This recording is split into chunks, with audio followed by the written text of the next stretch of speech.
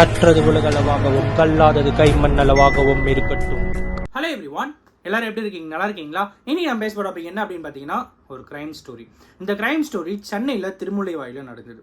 இந்த கிரைம் ஸ்டோரிக்கும் அன்னபூர்ணி அரசு அவர்கள், நம்ம வந்து யூடியூப்ல நிறைய பேருக்கு தெரிஞ்ச ஒரு சாமியார் அவங்க. ஸோ இப்போ திருவண்ணாமலையில் இருக்காங்க. ஸோ அவங்களுக்கும் இந்த கிரைம் ஸ்டோரிக்கும் ஒரு சம்மந்தம் இருக்கு. ஒரு வீட்டில் 2 பேரோட டெட் பாடி இருக்கு. அந்த பர்டிகுலர் விஷயத்துக்கும் இந்த அன்னபூர்ணி அரசு அம்மா அப்படிங்கிற இந்த சாமியார் அவங்களுக்கும் ஒரு தொடர்பு இருக்கு. அது என்ன அப்படிங்கிற எல்லா விஷயங்களும் தான் இந்த வீடியோவில் நான் உங்ககிட்ட வந்து பேச போறேன். ஸோ ஃபர்ஸ்ட் விஷயம் என்ன அப்படின்னு பார்த்தா திருமுல்லைவாயில். இந்த திருமுல்லைவாயில போன வருஷம் February monthல ஒருத்தர் வந்து ரெண்டுக்கு வராங்க. அவங்க யாரு அப்படின்னு பார்த்தீங்கன்னா, ஒரு லேடி, ஒரு சிந்தியா அப்படிங்கிற ஒரு லேடி. அவங்களுடைய வயசு வந்து 35 இருக்கும். அவங்க அப்பாவுக்கு வந்து ஒரு 60+ 70+ ஏஜ் வச்சுக்கோமே. ஸோ அவங்க 2 பேர் வராங்க. அவர் வந்து நீரிழிவு நோய் இருக்கு. ஸோ நீரிழிவு நோய் இருக்கிறதுனால டயாலிசிஸ் பண்ணணும் அப்படின்ற மாதிரி அவர் வராரு. இன்ஸ்டாகிராமில் ஒரு டாக்டர் வந்து அவங்களுக்கு இன்ட்ரடியூஸ் ஆகுறாங்க. 2 பேர் நல்லா பேசுகிறாங்க, 2 பேர் நல்லா பழகுறாங்க. ஸோ இவங்க 2 பேர் என்ன பண்ணுறாங்க அப்படின்னு பார்த்தீங்கன்னா, சரி ஓகே, நம்ம வந்து நீங்கள் அப்பாவை சென்னைக்கே கூப்பிட்டு வந்துருங்க, நம்ம இங்கேயே வச்சு ட்ரீட்மெண்ட் பண்ணிக்கலாம் அப்படின்னு அவரு சொன்னதாகவும், அதுக்கப்புறம் அவங்க வந்து சென்னைக்கே ஷிஃப்ட் ஆகிட்டு வந்துடுறாங்க. சென்னையில் தான் என்ன ஆகுது அப்படின்னு பார்த்தீங்கன்னா, திருமுல்லைவாயிலில் ஒரு வீட்டில் வந்து குடி வைக்கிறாரு. இந்த டாக்டர் என்ன பண்ணுறாரு, அந்த சிந்தியா அப்படிங்கிறவங்களையும் அவங்களுடைய அப்பா 2 பேர் வந்து ஒரு வீட்டில் வந்து குடி வைக்கிறாங்க. அந்த சிந்தியா அப்படிங்கிறது வந்து ஆல்ரெடி 2 டைம் மேரேஜ் ஆகி டிவோர்ஸ் ஆகிருக்கு. ஓகேங்களா? ஸோ இவங்க வந்து அந்த வீட்டில் வந்து குடியிருந்துருக்காங்க. ட்ரீட்மெண்ட்ஸ்லாம் ஒரு பக்கம் வந்து போயிட்டே இருந்திருக்கு.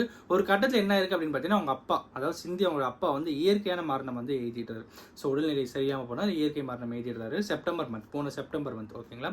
ஸோ செப்டம்பரில் இறந்துடுறாரு. இறந்த அன்னைக்கே என்ன ஆகுதுன்னு பார்த்தீங்கன்னா, அந்த பர்டிகுலர் பெண் சிந்தியான்றவங்க என்ன பண்ணுறாங்கன்னா, டாக்டர் கிட்ட நம்ம 2 பேர் லிவிங் டுகெதர் தானே இருக்கும், நம்ம 2 பேர் மேரேஜ் பண்ணிக்கலாம், நம்ம 2 பேர் ஒன்னாவே லைஃப்பை ஸ்டார்ட் பண்ணலாம் அப்படின் போது, ஒரு பக்கம் வீட்டில் டெட் பாடி இருக்குது, இன்னொரு பக்கம் இவங்க வந்து சண்டை போட்டுக்கிறாங்க. என்ன சண்டை போட்டுக்கிறாங்கன்னா, நம்ம 2 பேர் கல்யாணம் பண்ணிக்கலாம், இனிமேல் எனக்கும் இங்கே யாரும் பார்த்துக்கிறதுக்கு இல்லை, நீட்டை என்ன பார்த்துக்கணும் அப்படின்னு சொல்லும்போது, உடனே அவர் வந்து ஷாக்கிங் என்ன சொல்கிறாருன்னா, நான் வந்து வேற ஒரு பொண்ணோட இல்லை, நான் லவ் பண்ணிட்டு இருக்கேன், நாங்கள் 2 பேர் தான் மேரேஜ் பண்ணிக்கலான்ட்டு இருக்கோம், அண்ட் நான் வந்து ஃபாரினுக்கு போகலான்னு இருக்கேன், ஸோ இந்த மேரேஜ் வந்து ஒர்க் அவுட் ஆகாது அப்படின்னு அவர் வந்து சொல்லும்போது, இந்த பர்டிகுலர் விஷயம் வந்து வாக்குவாதமாக மாறுது. இந்த வாக்குவாதம் என்ன ஆகுதுன்னு பார்த்தீங்கன்னா, ஒரு கட்டத்து மேலே சிந்தியான்றவங்க என்ன பண்ணுறாங்கன்னா, இந்த பாஸ்போர்ட் இருந்தால் நீ வந்து ஃபாரினுக்கு போவ அப்படின்னு சொல்லி இந்த பாஸ்போர்ட் வந்து கிழிச்சு போட்டுறாங்க.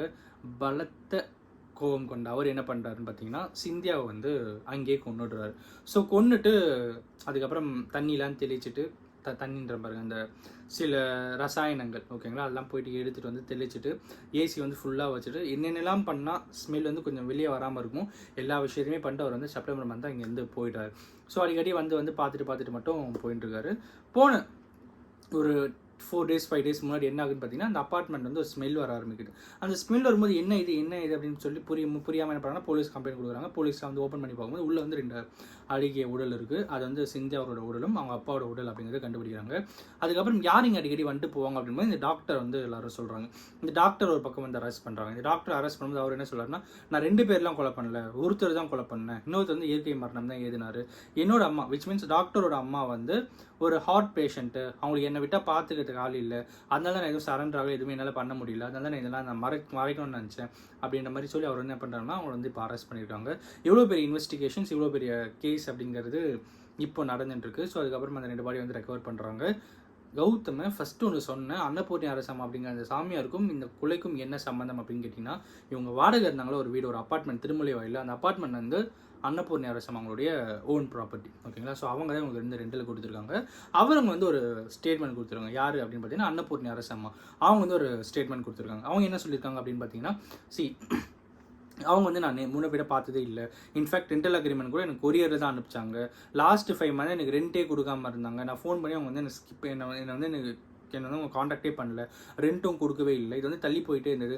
இன்ஃபேக்ட் அவங்க ரெண்ட் கொடுக்கலன்னு சொல்லி நானே வந்து போலீஸ் ஸ்டேஷனில் கம்ப்ளைண்ட்லாம் 3 months முன்னாடி கொடுத்துருக்கேன், 5 மாதமாக அவங்க என்னால் காண்டாக்டும் பண்ண முடியல அப்படின்னு சொல்லி ஒரு விஷயத்த சொல்கிறாங்க. இவ்வளோ நான் சொல்கிறதுக்கான காரணம், நான் வந்து ஃபேமான பர்சனாக இருக்கேன், இது வந்து ஒரு நிர்பந்தமான சூழ்நிலையால் நான் சொல்கிறேன், அங்கே நடந்த கொலைக்கும் அங்கே நடந்த சம்பவம் எதுக்குமே எனக்கு வந்து சம்மந்தமே இல்லை, அந்த டாக்டர் வந்து அவங்களும் அவங்க அம்மா நாங்களாக மட்டும்தான் இங்கே குடியிருக்க போகிறோம் அப்படின்னு சொல்லி தான் என்கிட்ட வீடை வந்து ரெண்ட்டுக்கு வாங்கினாரு. பட் இவ்வளோ பெரிய விஷயம் அங்கே நடக்கும் அப்படின்னு சொல்லிட்டு எங்களுக்கு தெரியாது, அதுக்கும் எனக்கும் எந்த ஒரு சம்மதமும் இல்லை அப்படிங்கிற கிளாரிட்டியை அவங்க ஒரு பக்கம் வந்து கொடுத்துருக்காங்க. இன்னொரு பக்கம் இந்த டாக்டர் பண்ண இவ்வளோ பெரிய விஷயங்கள் ஒரு பக்கம் வந்து வெளியே வந்திருக்கு. And this is a case. இன்றைக்கி இதை தான் நான் உங்ககிட்ட சொல்லணும் அப்படின்னு நினச்சேன். பிகாஸ் நம்ம ஏன் இதை பற்றி பேசணும் அப்படின்னா, அவசரக்காரனுக்கு புத்தி மட்டு அப்படின்னு அவங்க கரெக்டுங்களா. ஸோ நம்ம இன்னொரு விஷயம் பண்ணாலும் யோசிச்சு பண்ணணும் அப்படிங்கிறது வந்து ரொம்ப ரொம்ப முக்கியமான ஒரு விஷயம். எல்லாத்துக்குமே வந்து தற்கொலை தீர்வாகாது அப்படின்னு நிறைய டைம் பேசுவோம். பட் அதே மாதிரி எல்லாத்துக்குமே கொலையும் தீர்வாகாது அப்படிங்கிறது நம்ம இந்த சமுதாயத்தில், இந்த சொசைட்டியில் பேச வேண்டிய ஒரு சுச்சுவேஷனாக இருக்குது. நிறைய கொலைகள் அதுக்கு பின்னாடி என்ன இருக்கும் அப்படின்னு பார்த்தீங்கன்னா அந்த அவசரம், அந்த ஆத்திரம், எப்படியாச்சும் இதுலேருந்து நான் வெளியே வந்துடணும், இதை பண்ணியாச்சும் நம்ம வெளியே வந்துடும் அப்படின்னு சொல்லி அவங்க அந்த தப்பான ஒரு முடிவு எடுக்கிறாங்க பார்த்தீங்களா. அது இந்த சொசைட்டியில் மாறணும் அப்படிங்கிற ஒரு விஷயத்தை தான் இந்த வீடியோவில் அவங்ககிட்ட சொல்லணும் அப்படின்னு நினச்சேன். எப்படிப்பட்டவங்களா இருந்தாலும் நமக்கே நம்ம உயிரை எடுக்கிறதுக்கான உரிமை நமக்கு இல்லை அப்படின்னும் போது இன்னொருத்தரோட உயிரை நம்ம எடுக்கிறோம் அப்படின்ட்டு யோசிக்கிறது கூட தப்பு தான் அப்படிங்கிறது தான் இந்த வீடியோவில் உங்ககிட்ட ஸ்ட்ராங்காக பேசணும் அப்படின்னு நினச்சேன். நம்மளோட சுதந்திரம், என்னுடைய ஸ்கூல் டைமில் ஓகேங்களா, என்னுடைய இங்கிலீஷ் சார் மணிபாலன் சார் அப்படின்ட்டு ஒருத்தர் இருப்பார். ஸோ அவர் என்ன சொல்வார் அப்படின்னு பார்த்தீங்கன்னா, நம்மளுடைய சுதந்திரம் எந்த அளவுக்கு நம்மளுடைய சுதந்திரம் இருக்குது அப்படின்னு பார்த்தீங்கன்னா அடுத்தவங்களோட மூக்கை நம்ம டச் பண்ணுற வரைக்கும் தான் இருக்குது அப்படின்னு. எதனால் அப்படின்னு கேட்டிங்கன்னா, ஒரு ஹியூமன் பாடி நிற்க வச்சிங்கன்னா நீங்கள் வந்து உடனே குண்டாக இருக்கவங்களாம் எடுத்துகிட்டு வரக்கூடாது ஓகேங்களா. ஒரு நார்மல் ஒரு ஹியூமன் ஒருத்தர் நிற்க வச்சிங்கன்னா அவருக்கு முன்னோக்கி வர ஃபஸ்ட்டு விஷயம் என்ன இருக்கும்போது அவரோட மூக்கு நுனி தான். அந்த மூக்கு நுனி நம்ம தொட்டுட்டோம் அப்படின்னா அவருடைய சுதந்திரம் வந்து கெட்டு போயிடுச்சு அப்படின்னு அர்த்தம். ஸோ நம்மளுடைய சுதந்திரம் அப்படிங்கிறது அடுத்தவருடைய மூக்கு நுனியை நம்ம தொடும் வரை தான் அப்படிங்கிறது தான் எனக்கு அவர் சொல்லி கொடுத்த பாடம். ஸோ அதே மாதிரி எப்படியேப்பட்ட விஷயமா இருந்தாலும், எப்படியேப்பட்ட பிரச்சனைகள் வந்தாலும், எப்படியேப்பட்ட ப்ராப்ளம்ஸ் வந்தாலும் நாம் நிதானமாக யோசித்து முடிவு எடுக்கணும் அப்படிங்கிறத இந்த வீடியோவில் அவங்ககிட்ட சொல்லணும் அப்படின்னா, அவர் நினச்சிருந்தா அந்த ப்ராப்ளம் அங்கேருந்து வெளியே வந்திருக்கலாம். அண்ட் இந்த ப்ராப்ளமே இவ்வளோ பெரிய ப்ராப்ளம் இல்லாமல் போயிருக்கலாம். பட் என்னதான் சுச்சுவேஷன்ஸாக இருந்தாலும் நம்ம அந்த டைமில் எப்படி யோசிக்கிறோம் அப்படிங்கிறது ரொம்ப ரொம்ப முக்கியமான ஒரு விஷயம் அப்படிங்கிறதா இந்த வீடியோவில் அவங்ககிட்ட சொல்லணும் அப்படின்னு. இந்த வீடியோ யாருன்னா ஒருத்தருக்கு நாலேஜ் இருக்குன்னு சொல்லி நான் நம்புகிறேன். Thanks so much.